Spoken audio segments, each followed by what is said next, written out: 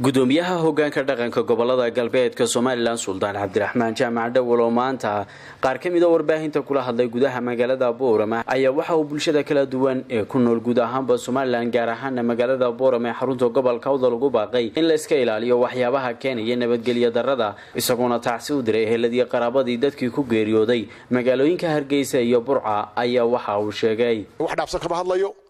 waxaan ka hadlayaa waxa weeye nabadgelyada waxaan ku boorinayaa waxaan ku dardaarmayaa waxaan dadkeena xasuusinayaa reer jamhuuriyadda reer Soomaaliya dhamaanteed waxaan xasuusinayaa inaan nabadgelyada ilaashano waxaan tacsiyeenayaa labadii qof ee ku geeriyooday Burco iyo Hargeysa ayaan aad iyo aad u tacsiyeenayaa dadkii ay ka iyagana Allah u naxariisto dadkii ay ka tageen sabriye ma Allah ka sii cawil khayr qaba Allah siiyo intii dhaawacantayna الله عافيان له وحن آدو لا دردارميا هجام صدق مشارح هجامنا حسبيدا ما أنت كتر تمية كرسي مدحوينه يمدحوين وكان اللي يقف أي نادي ولا دردارميا وحن لا دردارميا وحن له وين قرينا سيدي قروح بدنيد اللي أولي وحن حسوسنا سيدي قروح بدنيد الشعب الرئيسي مالان جيس لا جيس أي عديين بان آدياد وحيا إنه حسوسينيا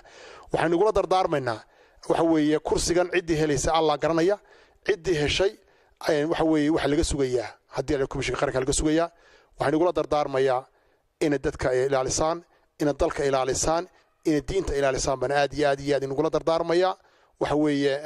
komishiga qarankana waxaan kula dardaarmayaa iyagana si cadaalad ku jirto oo garsoornimo ku jirto oo wanaag ku jiro in hadii la xugmayo aad magaranaysaa garsoor ugu haataan lixda musharax waxaway soo muwaadiniinta reer Soomaaliland ugu haataan ugu dardaarmaya waxaan mar labaad ama saddexaad ba ugu boorinaya cid kale ma fariisanayso cid kale meel kale inooga timid kursiga ma fariisanaysa hadii Allah yiraahdo waxa fariisanaya waxaway waa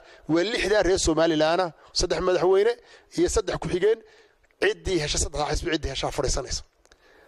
hesha fariisanaysa waxa uu tartabinaa muwaadinimo waxa uu tartamay wadanka u dhasheen waxa uu tartamayna wax xaq ay u leeyihiin inay tartamaan bay tartamayeen maadaama ay tahay shacbiga waxa way aad iyo aad baad u mahadsantiin si deganaashadu codayseen sida wanaag galeed nabadgelyada u ilaaliseen maantana waxaan leeyahay inaga xumaan gabagabadu halla ilaaliyo nabadgelyada halla istajiyo hadii alla xugmayo cidii ilaahay halka inoo keenana waxa way waynu ku hamaliyeen doonaa